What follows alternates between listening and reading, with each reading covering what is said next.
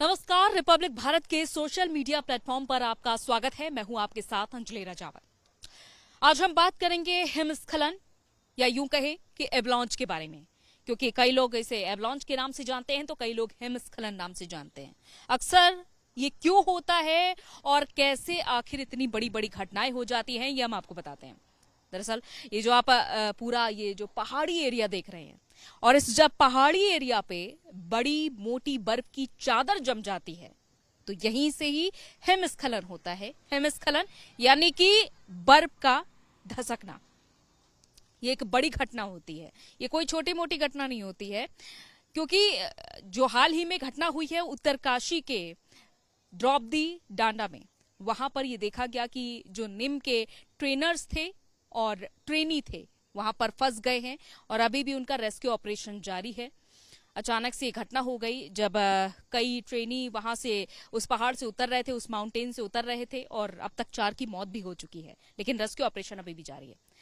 कई लोगों के मन में ये सवाल होगा कि आखिर ये हिमस्खलन होता कैसे है, तो हम आपको आज ये बड़े कारण बताते हैं कि आखिर ये होता कैसे है। जिन क्षेत्रों में बड़े बड़े पर्वतीय ढलान होते हैं वहां भी हिमस्खलन की ज्यादा घटनाएं होती हैं।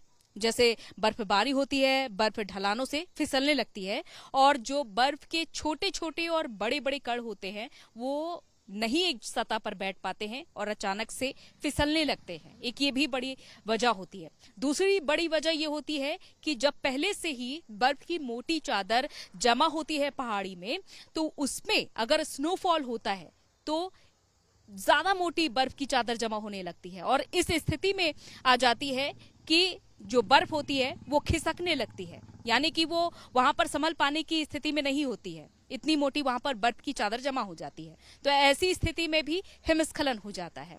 ये भी देखा जाता है कि मौसम में बार बार बदलाव, कभी धूप हो जाती है जैसा अभी आप देख पा रहे हैं, और यही इसी पहाड़ी एरिया में कभी कभी मौसम सर्द भी होता है और कभी कभी अचानक से बारिश भी होने लगती है।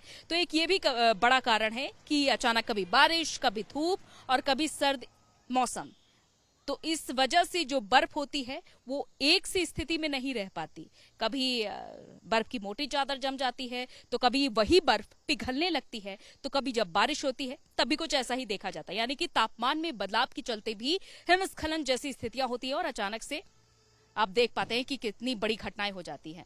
कभी कभी इन्हें व्हाइट डेथ भी कहा जाता है, क्योंकि बहुत ही विनाशकारी होती है, और जब बर्फ में लोग दब जाते हैं तो उन्हें रेस्क्यू कर पाना कितना मुश्किल होता है ये हमारे जवान बहुत अच्छे से समझते हैं। क्योंकि जो हाल ही में घटना हुई है वो 17,500 फीट की ऊंचाई पर हुई है, और वहां पर हेलीकॉप्टर से ही जाने में, वो जो बेस कैंप है निम का, वहां हेलीकॉप्टर से ही जाने में 2 दिन का वक्त लग जाता है। तो आप यहाँ पर समझ सकते हैं कि खाने पीने जैसी तमाम ऐसी जो सुविधाएं होती हैं वो उन लोगों को नहीं मिल पाती हैं। इसके अलावा एक और बड़ा कारण है कि पर्वतीय क्षेत्रों में आंधी आ जाती है तब भी भीषण तबाही मचती है, और जो बर्फ के छोटे छोटे कण और बड़े स्लैब होते हैं वो मिलकर आकार में बड़े हो जाते हैं, और निचले हिस्से में बर्फ और हवा का सघन घनत्व बन जाता है, और तब इनमें परिवर्तन हो जाता है, और तब भी ये ढलान पर तेजी से फिसलने लगते हैं, तब भी हिमस्खलन जैसी घटना होती है।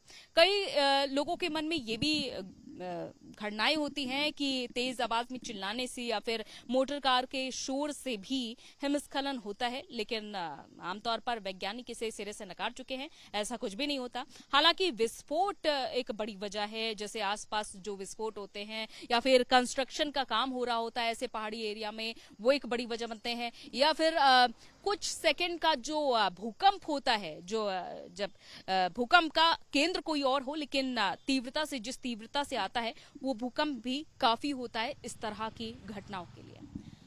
तो उम्मीद करते हैं इस तरह की जानकारी आपके लिए महत्वपूर्ण होगी, और इस तरह की तमाम जानकारी के लिए आप बने रहिए रिपब्लिक भारत के सोशल मीडिया प्लेटफॉर्म पर। इजाजत दीजिए।